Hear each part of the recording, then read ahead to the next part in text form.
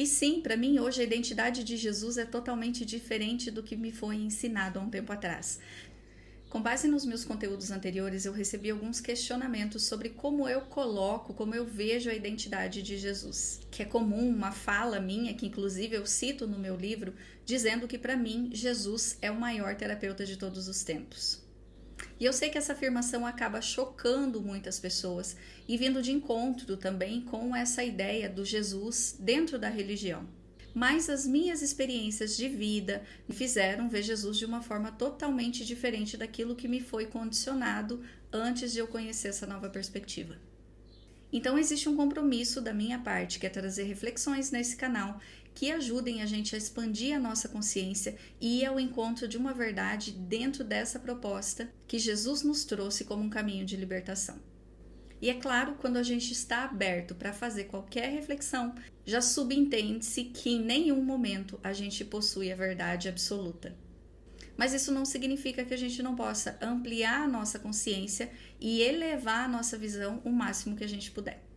E sim, para mim hoje a identidade de Jesus é totalmente diferente do que me foi ensinado há um tempo atrás. Não que aquele Jesus que eu conheci na igreja, ele tenha perdido o seu sentido e o seu valor. Eu comento inclusive também no primeiro capítulo, no capítulo introdutório do meu livro, que na minha experiência de vida é como se eu tivesse tirado Jesus da cruz e trazido ele para mais próximo ainda de mim. E isso traz uma proposta de ressignificação sobre a sua própria identidade, que acaba chocando com a crença de muitas pessoas. E essa identidade de Jesus que hoje nós conhecemos, ela foi condicionada indiscutivelmente pela religião.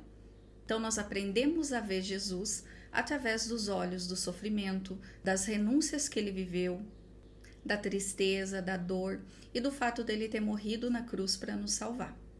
E como nós não conhecemos a verdadeira identidade de Jesus, porque a gente não conhece nem a nossa verdadeira identidade em profundidade, a gente acaba projetando nele tudo aquilo que fica faltando em nós. E eu falo isso com base em quê?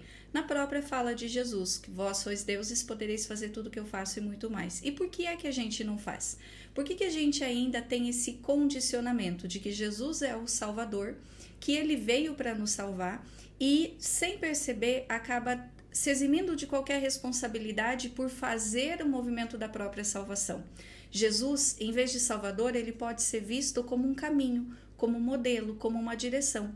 E isso não diminui tudo aquilo que ele passou, tudo aquilo que ele fez, tudo aquilo que ele vivenciou para que hoje a gente tivesse o conhecimento desse caminho. E quando a gente transforma alguém em objeto de devoção, assim como nós fizemos com Jesus, a gente ignora a sua psicologia, tudo aquilo que ele ensinou, fomentando que cada um de nós fizesse por si mesmo. Todos os movimentos de Jesus que antecederam ao ato da crucificação mostraram isso na prática. Todos os incentivos de autocura para que cada um se responsabilizasse pelas próprias escolhas, pelo próprio caminho, pelas próprias decisões, inclusive mostrando que sim, ele intercedia pela cura, mas quem era capaz de verdade de se curar e de sustentar esse novo movimento era a própria pessoa. Portanto, a ideia que eu tinha de Jesus antes desse conhecimento mais aprofundado era de um personagem salvador que tinha feito tudo por mim para que hoje eu estivesse aqui pertencente à humanidade. E a minha ressignificação hoje em relação a Jesus o torna mais grandioso ainda do que eu conhecia. Porque ele entendeu que mesmo não tendo controle sobre as nossas escolhas, sobre o que a gente faria com os ensinamentos que ele deixou e com todo o sofrimento que ele viveu para que nós aprendêssemos o caminho ideal, ainda assim, ele acreditou que cedo ou tarde, em determinado momento, cada um de nós ia escolher despertar e olhar para ele como modelo e como guia, e não como alguém a simplesmente ser adorado. Então, quando Jesus traz a ideia de vós sois deuses, ele não falava de uma divindade literal, ele falava de uma identidade espiritual, de uma capacidade intrínseca de todo ser filho de Deus, de ser artífice da própria vida, autor da própria história. Mas o fato é que manter essa ignorância sobre a tamanha capacidade que existe dentro de cada um de nós ainda traz uma certa segurança. É nesse sentido também que o conhecimento da verdade liberta. E é nesse sentido também que a gente entende que, atrelado à liberdade, vem a responsabilidade. E existe uma grande parte da humanidade que ainda não quer se responsabilizar pelas próprias escolhas.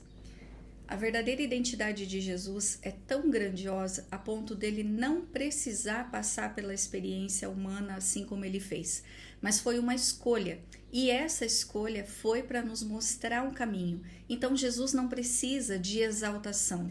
E quando a gente passa a compreender o objetivo de Jesus em profundidade, olhando para a sua verdadeira identidade, a gente percebe que a vinda dele não foi com a intenção de angariar seguidores no sentido da devoção, menos ainda que qualquer religião fosse criada. E é por isso que eu vejo muito mais a história dele como terapeuta, por convidar a cada passo, a cada movimento, ao processo do autoconhecimento e a descobrir quem nós somos de verdade em essência. Tanto que uma das falas mais impactantes dele, a qual inclusive eu fecho o meu livro A Luz em Minha Vida, é: e brilhe a vossa luz. Entendendo que cada um de nós carrega a sua luz interior, a sua divindade própria, e que tendo ele como referência e não como devoção, a nossa aproximação com Deus e até mesmo com Jesus seria muito maior.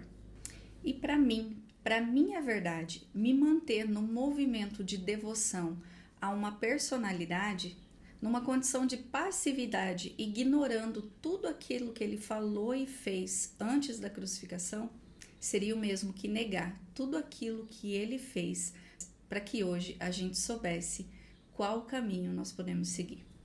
E na próxima reflexão nós vamos falar sobre a identidade de Deus como fechamento, então, dessa proposta desses primeiros capítulos. Compartilhe aqui comigo o que ressoou, o que fez sentido para você dentro do estágio evolutivo que você está vivendo.